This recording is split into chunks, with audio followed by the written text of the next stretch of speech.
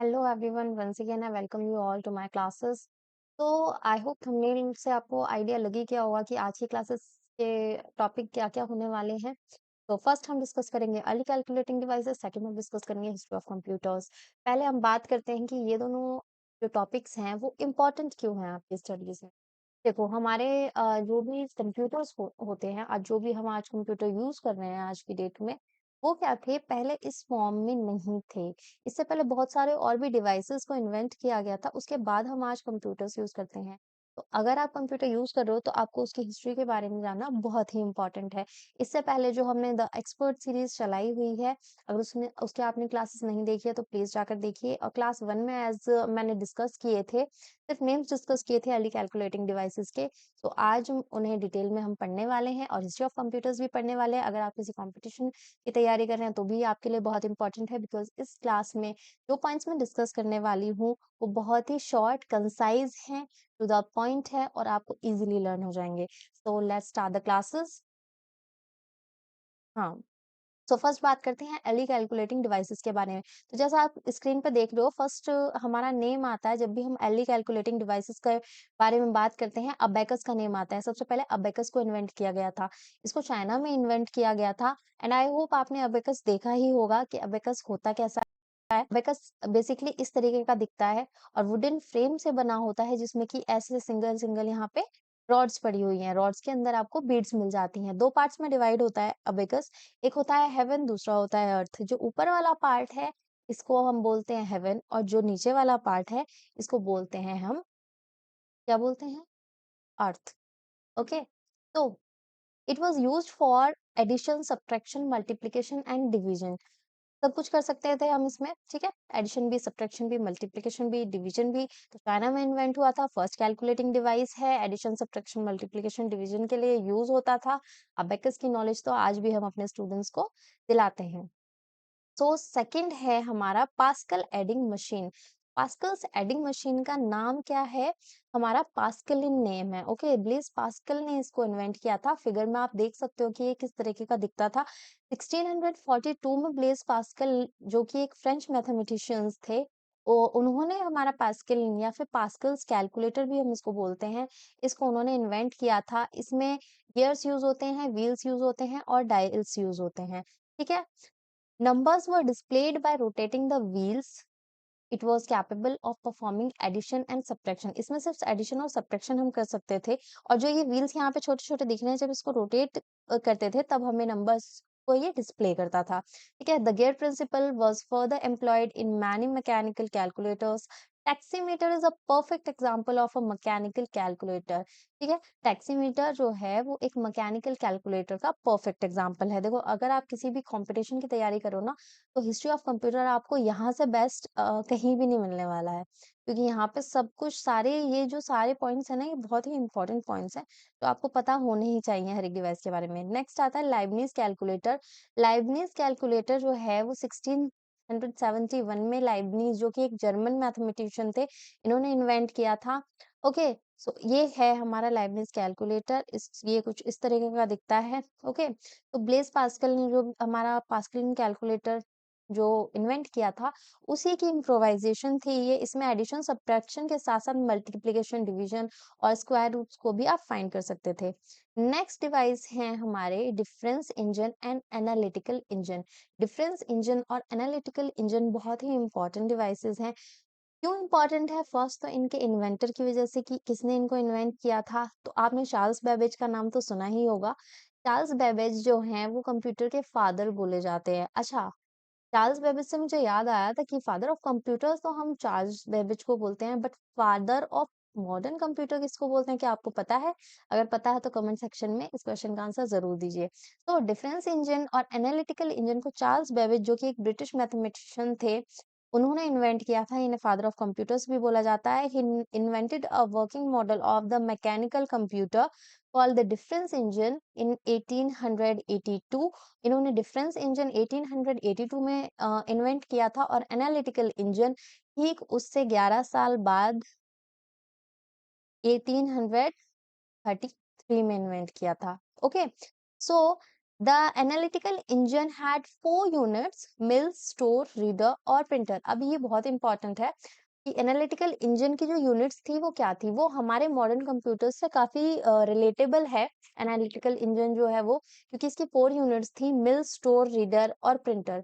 These units works like modern computer, because जो store है वो स्टोर करने के लिए यूज होता था, मिल कैलकुलेशंस के लिए यूज होता था, रीडर और प्रिंटर क्या थे, वो इनपुट और आउटपुट डिवाइसेस थे। ठीक है, नेक्स्ट है, हमें बुलियन लॉजिक के बारे में भी जान लेते हैं थोड़ा-सा।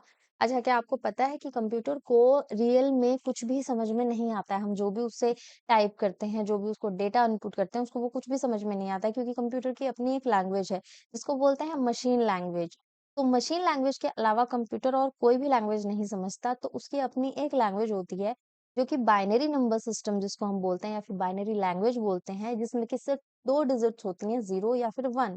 ठीक है? तो उसको बाइनरी लैंग्वेज भी बोलते हैं, मशीन लैंग्वेज भी बोलते हैं। ठीक है? तो आइए अब देखते हैं बुलियन लॉजिक के बारे में क्या दिया हुआ है। George Boole was an English mathematician. He realized the complex mathematical problems could be solved by reducing them to a series of questions having either positive or negative answers. He linked them with the binary number system and represented the positive results by 1। तो binary number में जो 1 और 0 होते हैं, वो जो 1 होता है वो पॉजिटिव नंबर्स को रिप्रेजेंट करता है, and negative ones by 0, negative 0 को रिप्रेजेंट करता है। Okay, this theory of Boolean logic became the fundamental basic principle, fundamental means basic principle for the design of computer circuitry. Okay, तो George Boole ने ये Boolean logic जो है हमारा invent किया था, इसी को हमारा बेसिक प्रिंसिपल बोलते हैं कंप्यूटर सर्किटरी का। नेक्स्ट है, अच्छा, यहाँ पे जॉन नेपियर के बारे में भी जानना बहुत इम्पोर्टेंट है। जॉन नेपियर ने एक डिवाइस बनाया था, नेपियर बोन्स, जिसको उन्होंने 1617 में क्या किया था, इन्वेंट किया था। सो ये भी एक कैलकुलेटिंग डिवाइस था, बहुत इंपॉर्टेंट है। नेक्स्ट है टैबुलेटिंग मशीन। टैबुलेटिंग मशीन जो है वो हरमन हॉलरिथ ने इन्वेंट किया था। हरमन हॉलरिथ जो थे वो अमेरिका से बिलोंग करते थे। ओके, तो इन्होंने इस तरीके का एक डिवाइस बनाया जिसको हम बोलते हैं टैबुलेटिंग मशीन। ये डिवाइस बहुत ही यूनिक था, क्योंकि अब तक के डिवाइसेस से काफी डिफरेंट भी था।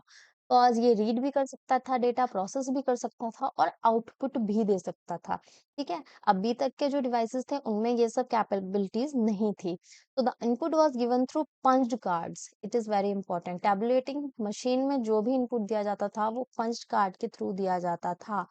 Punched cards were used to record and store data और information. Okay, so next is Mark 1. Okay. So Howard Aiken invented this device in 1944. It was capable of executing long computations automatically long calculations वगैरह ये कर सकता था ये वाला device. उसके बाद आता है हमारा ENIAC। इसकी फुल फॉर्म बहुत ही ज्यादा आती है, तो बहुत अच्छे से लर्न कीजिएगा। ENIAC की फुल फॉर्म है electronic numerical integrator and computer. Okay, तो ये जो था वो हमारा first general purpose electronic digital computer था। बहुत नॉर्मली बहुत ज्यादा क्वेश्चन पूछा जाता है, फर्स्ट जनरल पर्पस कंप्यूटर कौन सा है, तो ये है हमारा ENIAC। ओके, सो इसको इन्वेंट कब किया गया था, 1946 में इन्वेंट किया गया था। 18,000 वैक्यूम ट्यूब्स और कंसिस्ट करता था, और 100 नहीं, 1000 टाइम्स फास्टर था मार्क 1 से। Okay, it could add to large numbers in 200 microseconds only. तो कोई भी लार्ज नंबर, दो लार्ज नंबर्स को ये 200 माइक्रो सेकेंड्स में ऐड कर सकता था। नेक्स्ट डिवाइस है, अच्छा, एनएक की यहाँ पे हमें फोटोग्राफ भी एक मिल जाती है। ठीक है, इस तरीके का ये दिखता था। सो नेक्स्ट है हमारा एडसेक। ओके, सो एडसेक की फुल फॉर्म क्या होती है, electronic delay storage automatic calculator. It was designed by professor sir Maurice Wilkes at the university of Cambridge. University of Cambridge पे इनके द्वारा ये इन्वेंट किया गया था। 1949 में ये इन्वेंट हुआ था। अच्छा, इसमें जो इम्पोर्टेंट है वो ये है कि this computer rain the first graphical computer game name baby. Baby name का एक first graphical computer game first time किस कौन से कंप्यूटर पर रन किया गया था, एडसेक पे रन किया गया था। ओके, तो नेक्स्ट डिवाइस है हमारा एडवेक। एडवेक की फुल फॉर्म बहुत ज्यादा आती है, electronic discrete variable automatic computer. It is a modern type of computer that came into existence with John von Neumann's development of software written in binary code. तो ये थे जॉन वन न्यूमैन जिनकी वजह से ये जो है एग्जिस्टेंस में आया। Okay, he was not the only person who invented this device actually, because John Mauchly also participated. It was John von Neumann who started the practice of storing data and instructions in binary code in the memory. Neumann joined hands with Presper Eckert and John Mauchly in a consulting role, and ADVIC was built using the binary code in 1950। ठीक है, तो मतलब इन्होंने पहले practice करना start किया, लेकिन उसके बाद इन्होंने प्रेस्पर एकर्ट और जॉन मॉकली को एक कंसल्टिंग रोल के अंदर अपने साथ जो है एक टीम बनाई, और 1950 में इसका इन्वेंशन हुआ। So ADVIC's concept of storing different programs on punch cards led to the advancement of the computer that you know today। So next device है आपका यूनिवेक वन। यूनिवेक की फुल फॉर्म क्या होती है? यूनिवर्सल ऑटोमेटिक कंप्यूटर, बहुत ही ज्यादा important है। अच्छा, इसका इन्वेंशन भी, इसको भी किसके द्वारा डिजाइन किया गया था? जे प्रेस्पर एकर्ट और जॉन मॉकली। ठीक है, इन्होंने क्या क्या डिजाइन किया था? एक तो इसमें भी ये एक कंसल्टिंग रोल में थे, किसमें? एडविक में एक कंसल्टिंग रोल में थे न्यूमैन के साथ, और यूनिवेक वन भी जो है इन्होंने दोनों ने ही इन्वेंट किया था 1951 में। ओके, एडविक कब हुआ था आपका? 1950 में, और यूनिवेक वन कब हुआ था? 1951 में। It was the first computer to handle both numeric and text data. तो जो हमारा यहाँ पे था ENIAC, इससे बहुत इंपॉर्टेंट क्वेश्चन जो पूछा जाता है वो ये पूछा जाता है कि first general purpose electronic digital computer कौन सा था? ठीक है, नेक्स्ट है यूनिवेक वन। इससे क्या पूछा जाता है? इससे क्वेश्चन हमारे पूछते हैं कि ऐसा फर्स्ट कंप्यूटर कौन सा था जो न्यूमेरिक और टेक्स्ट डेटा को एक साथ हैंडल कर सकता था। सो ये है हमारा UNIVAC one. It was also the first computer that was equipped with a magnetic tape unit and use the buffer memory. Okay, तो बफर मेमोरी यूज होती थी, मैग्नेटिक टेप भी यूज होती थी यहाँ पे, ओके, स्टोरेज के लिए। और यूनिवेक वन की हमें यहाँ पे फोटोग्राफ मिल जाती है, कुछ इस तरीके का ये दिखाई देता था। ओके, सो आई होप आपको ये सारे डिवाइसेस समझ में आए होंगे। सारे इंपॉर्टेंट पॉइंट्स जो भी हैं इन डिवाइसेस के हमने यहाँ पे डिस्कस किए हैं। अब चलते हैं हम हिस्ट्री ऑफ कंप्यूटर्स की तरफ, देखते हैं कि हमारी जो कंप्यूटर की हिस्ट्री है उसको कितनी जनरेशन्स में डिवाइड किया गया है, और उसमें क्या क्या इंपॉर्टेंट पॉइंट्स है, मोस्ट इंपॉर्टेंट पॉइंट्स डिस्कस करने वाले हैं। ठीक है, first of all, generation of computers को 5 जनरेशन्स में कैटेगराइज किया गया है। बात करते हैं फर्स्ट जनरेशन की। ठीक है, फर्स्ट जनरेशन कंप्यूटर, तो सबसे पहले तो आपसे एक क्वेश्चन पूछा जाता है कि फर्स्ट जनरेशन कंप्यूटर्स कौन से होते हैं? तो नेम क्या होता है? वैक्यूम ट्यूब्स को फर्स्ट जनरेशन कंप्यूटर्स में यूज किया जाता था। ओके, एंड टाइम क्या था? 1940 से 56 तक का टाइम था। ठीक है, स्टोरेज क्या यूज होती थी फर्स्ट जनरेशन कंप्यूटर्स में? आई होप अगर आपको स्क्रीनशॉट लेना है तो आप यहाँ से ले सकते हो। ठीक है, स्टोरेज कौन से डिवाइस कौन से यूज होते थे? वैक्यूम ट्यूब्स यूज होते थे। स्टोरेज के लिए मैग्नेटिक टेप्स यूज होते थे। Okay, these computers relied on machine language to perform any operation and could solve only one problem at a time. Machine language पे डिपेंड करते थे ये वाले कंप्यूटर्स, और सिर्फ एक ही प्रॉब्लम एक बार में यहाँ पे सॉल्व हो सकती थी। इनपुट के लिए क्या? पंच कार्ड ही यूज होते थे यहाँ पे, और आउटपुट के लिए कोई डिस्प्ले डिवाइस नहीं था, लाइक मॉनिटर या फिर कुछ और इस तरीके से नहीं था। प्रिंट आउट्स ही लिए जाते थे हर एक चीज के। ओके, आई होप समझ में आ रहा होगा आपको। अगर कोई भी प्रॉब्लम है तो प्लीज कमेंट में बताइएगा। These computers were slow, expensive, large in size, and consumed a large amount of energy. For example, UNIVAC, ENIAC, and ENVIC। तो ये सारे जो कंप्यूटर थे ये स्लो भी थे, एक्सपेंसिव थे भी थे, और साइज भी इनका बहुत बड़ा होता था। कई सारे कंप्यूटर्स को तो पूरे रूम चाहिए होते थे स्टोर करने के लिए। सो इसी के साथ हमारी जो फर्स्ट जनरेशन है वो कंप्लीट होती है। Now we are going to discuss second generation computers. Okay, तो सेकंड जनरेशन कंप्यूटर्स का जो टाइम था सेकंड जनरेशन का वो है 1956 से 63 तक। ठीक है, फर्स्ट जनरेशन का कब क्या है टाइम? 1940 से 56 तक, और यहाँ पे 56 से 63 तक। ओके, सो सेकंड जनरेशन में कौन से डिवाइसेस यूज होते थे? वैक्यूम ट्यूब्स के बाद यहाँ पे ट्रांजिस्टर्स यूज होते थे। ओके, तो फर्स्ट में हमारे वैक्यूम ट्यूब्स यूज होते थे और सेकंड में हमारे ट्रांजिस्टर्स यूज होते हैं। ठीक है, like the first generation these computers also relied on magnetic tapes. Second generation computers move from machine language to assembly language. अच्छा, मशीन लैंग्वेज से अब असेंबली लैंग्वेज में हमारे जो सेकंड जनरेशन में कंप्यूटर्स थे वो क्या कर चुके थे, स्विच कर चुके थे। अब some high level languages were also used like Fortran, okay, COBOL, basic, ये सब एग्जिस्टेंस में आ गई थी। और इनको क्या हुआ था, इनको हम यूज करने लगे थे सेकंड जनरेशन में भी, मगर इनको वैसे सेकंड जनरेशन नहीं, थर्ड जनरेशन में रखा जाता है। ओके, तो punch cards and paper tapes were used for input devices. Input devices में हमारे पंच कार्ड और पेपर टेप्स ही यूज होते थे। ये कंप्यूटर जो है फर्स्ट जनरेशन कंप्यूटर्स से फास्टर थे, एफिशिएंट थे और थोड़े चीप थे कॉस्ट में। ओके, सो यहाँ पे हमें एग्जांपल मिल जाते हैं IBM 1400 और IBM 350, ये है हमारे सेकंड जनरेशन कंप्यूटर्स। तो हमने इस जो सेकंड जनरेशन है ये हमने इसमें ये पढ़ा कि हमारी जो लैंग्वेज थी वो मशीन लैंग्वेज से असेंबली लैंग्वेज में स्विच हो चुकी थी। मगर अब यहाँ पे क्वेश्चन ये है कि मशीन लैंग्वेज तो हमें पता चल गया कि मशीन लैंग्वेज क्या होती है। मशीन लैंग्वेज 0 और 1 से जो लैंग्वेज बनती है, बाइनरी लैंग्वेज, उसको ही मशीन लैंग्वेज बोलते हैं। लेकिन असेंबली लैंग्वेज क्या होती है? असेंबली लैंग्वेज में हम यूज करते हैं mnemonic code instead of codes of 0 1। हम यहाँ पे क्या यूज करते हैं, नेमोनिक कोड्स। लाइक अगर हमें एडिशन करना है तो हम उसके लिए प्लस का साइन नहीं लिखते हैं, हम 0 1 के कोड्स नहीं लिखते हैं, हम उसके लिए एक कोड यूज करते हैं ADD ऐड। ओके, सब्ट्रैक्शन के लिए सब, डिवीजन के लिए DIV। तो ये होते हैं नेमोनिक कोड्स। तो असेंबली लैंग्वेज में बहुत बड़े बड़े 0 1 के कोड्स की जगह इस तरीके के नेमोनिक कोड्स यूज किए जा रहे थे। और एक और चीज़, जहाँ पे हमें मशीन लैंग्वेज में किसी अदर ट्रांसलेटर की ज़रूरत नहीं पड़ रही थी, असेंबली लैंग्वेज में हमें ट्रांसलेटर की नीड थी, जो कि हमारी जो असेंबली लैंग्वेज है, उसको कंप्यूटर की लैंग्वेज में ट्रांसलेट करके बता सके कि एक्चुअल में यूज़र कहना क्या चाहता है कंप्यूटर से। ओके, सो हमें यहाँ पे एक ट्रांसलेटर की भी नीड थी। तो असेंबली लैंग्वेज को ट्रांसलेट जो करता था मशीन लैंग्वेज में, उस ट्रांसलेटर को बोलते हैं असेंबलर। ओके, आई होप आपको समझ में आया होगा।